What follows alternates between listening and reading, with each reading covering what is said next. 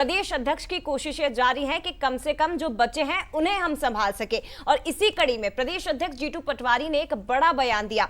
Doctor Govind Singh की वजह से मैं पीसीसी चीफ बना हूं।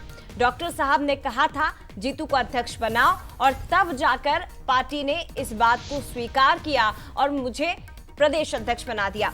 जीतू पटवारी ने डॉक्टर गोविंद सिंह को, जो पूर्व नेता प्रतिपक्ष है, उन्हें पिता तुल्य भी बताया, और उन्होंने कहा कि गोविंद सिंह हमारे द्रोणाचार्य हैं और हम उनके एकलव्य हैं।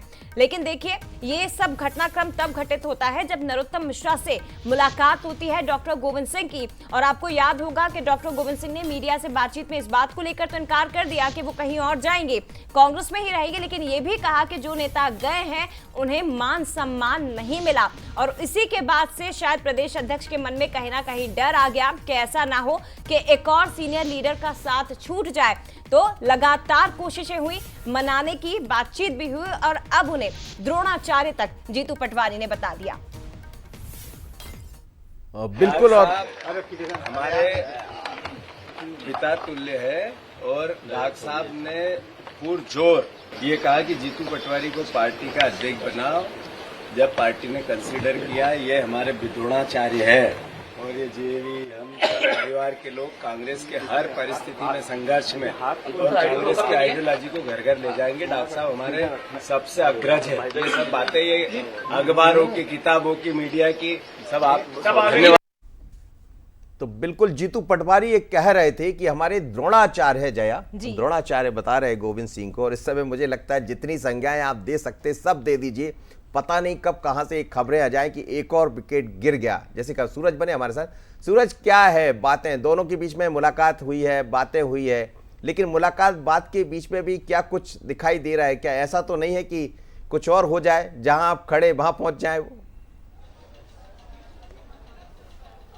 देखिए, बिल्कुल जिस तरीके का घटनाक्रम है उससे इनकार नहीं किया सकता। और कल की जो मुलाकात हुई, खासतौर से नरोत्तम मिश्रा जो बीजेपी ज्वाइनिंग टोली के संयोजक हैं, उनसे उस दौर में मिलना और फिर बयान देना गोविंद सिंह का कि कांग्रेस पार्टी में उतना मान सम्मान नेताओं को नहीं मिल पा रहा है, शायद वो इसलिए पार्टी छोड़कर जा रहे हैं।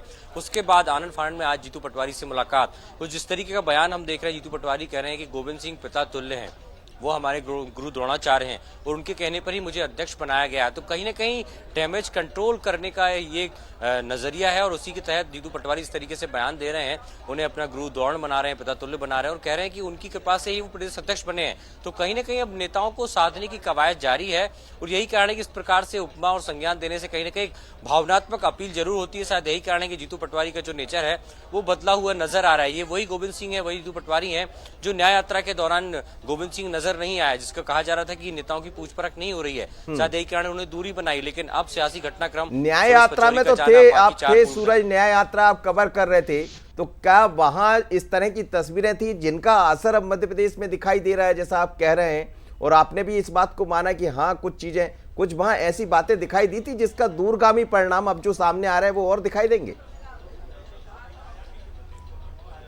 देखिए, बिल्कुल स्वाभाविक, जिस तरीके से न्याय यात्रा में हमने देखा वरिष्ठ नेताओं का वहां पर उपस्थित ना होना भी कहीं न कहीं सवाल खड़े कर रहा था। और यही कारण है कि जो हमने सुरेश पचौरी का पूरा एपिसोड देखा वो भी उसी में शामिल था, क्योंकि वो पूरी न्याय यात्रा में कहीं नहीं पहुंचे। और ये बताया ये भी जा रहा है कि उनसे पार्टी ने कोई जानकारी ली ना, पार्टी ने उन्हें कभी बुलाया।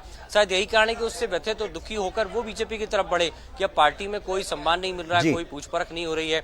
वैसे ही जो कारण है दूसरे नेताओं का भी है, चाहे डॉक्टर गोविंद सिंह की बात कर लें तो वो भी न्याय यात्रा में सिर्फ मुरैना के दौरान मौजूद थे, उसके अलावा किसी भी पूरी न्याय यात्रा में आखिरी जब समापन भी हुआ बदनाम पर, वहां भी मौजूद नहीं थे।